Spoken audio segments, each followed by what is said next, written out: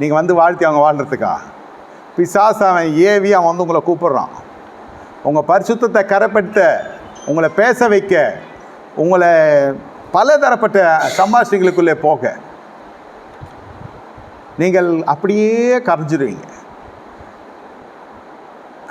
ஒருவேளை பாவம் செய்யாமல் இருக்கலாம், அந்த கரைகள் உங்கள் இதயத்தில் வந்துடும். இந்த முன்னாள் காதலியை பார்க்கறது, ஃபேஸ்புக்கில் அவ என்ன பண்ணுறதுன்னு போய் உள்ளே பூந்து பார்க்குறது, இந்த மலர் நினைவுகள்லாம் அவங்க வாழ்க்கையில் வந்துச்சுன்னா நிகழ்காலம் ரொம்ப பரிதாபமாக போயிடும். எதிர்காலம் என்பதே கிடையாது இந்த மாதிரி ஜனங்களுக்கு.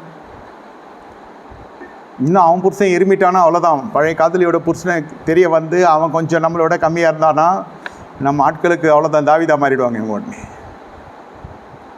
என்னை விட்டுட்டு போனேன்ல, ஏதோ சூழ்நிலையில் காதல் தோற்று போச்சியா, நல்ல வேலை தேவ தயவுனால உங்களுக்கு திருமணம் ஜெயிச்சிருச்சு. ஆன திருமணத்துக்கு இதெல்லாம் பிசாசு. பழைய காதலியை கர்த்தரில் பார்த்துட்டா அவ்வளோதான். இளமை திரும்பவும் சில பேருக்கு. இதெல்லாம் பழைய பாவத்தில் ஒன்று அப்பாலே போ சாத்தானின்னு சொல்லணும். நினைவுகள் கரைப்படுத்தப்படுகிற பொழுது தெரிந்து கொள்ளுங்கள், உங்களுக்கு தேவ பயத்தை நீங்கள் குறைந்து காணப்படுகிறீங்க. அந்த நினைவுகளை இயேசு நாமத்தில் கடிந்து கொள்ள தெரிந்து கொள்ளணும். பழையன ஒழிந்து போயினன்னு தெரியணும். அதுதான் சொல்கிறேன். இப்போ பழைய நட்பு நான் அது என்னடா ஆச்சு அந்த மேட்டரு, அவளை பார்த்தியா, பார்க்கலாம் கூட சொல்லுவோம், அவளை பார்த்தேன் நானுண்ணா. அப்படியா, எப்போ பார்த்தேன், எங்கே பார்த்தேன், எப்படி இருக்கிறா அப்படின்னு ஆரம்பித்தா போதும். அதனால தான் இந்த பழைய காரியங்கள் எல்லாம் துரத்துங்க, அதை தகர்த்து போடுங்கன்னு வேதம் சொல்லுது. பழைய ரசத்தை ஊற்றிடுங்க, புதிய ரசம் ஒன்று கொடுக்கப்பட்டு இருக்கிறது. தேவ சமூகம், தேவ ஜனங்க, பரிசுத்தாவி அபிஷேகம், அந்நியபாஷை ஆராதனை, தீர்க்க தரிசனம், சுகம், அற்புதம், ஆவியானுடைய ஆளுக, இது எப்படி இருக்குது? பழைய சாபங்க, பழைய தீட்டுகள் எல்லாம் உள்ளே வர்றது எப்படி இருக்குது? இப்போ குடும்பம் எப்படி இருக்கணும்? விருந்து செய்கிற பொழுது யாரை கூப்பிட்றீங்களோ இல்லையோ உங்கள் உடன்பிறப்புகளை கூப்பிடணும். அந்த உடன்பிறப்புகள், அதுவும் சகோதரிகளை கூப்பிட்றதெல்லாம் எவ்வளோ பெரிய விஷயம் தெரியுமா? கல்யாணத்துக்கு அப்புறம் கூப்பிட முடியுமா?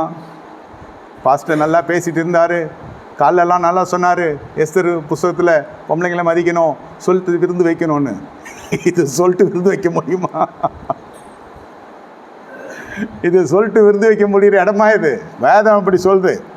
அவன் 3 ஒன்று கூட இல்லை, 3 சகோதரிகள். ஒன்றை கூட்டிட்டு வரத்துக்குள்ளே பெரிய பிரச்சனை. இவனுக்கு ஆகிடும் பெரும்பாடு.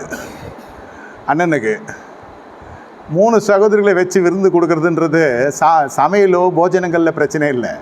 இந்த 3 வந்ததுன்னா, 1 வந்ததுனாலே பிரச்சனை. இதில் 3 வேற வருது. 1 2 3 அவன் குமாரர்கள் தன் வீட்டிலே விருந்து செய்கிற போது 3 சகோதரரும் தங்களோடு போஜனம் பண்ணும்படி அழைப்பார்கள்.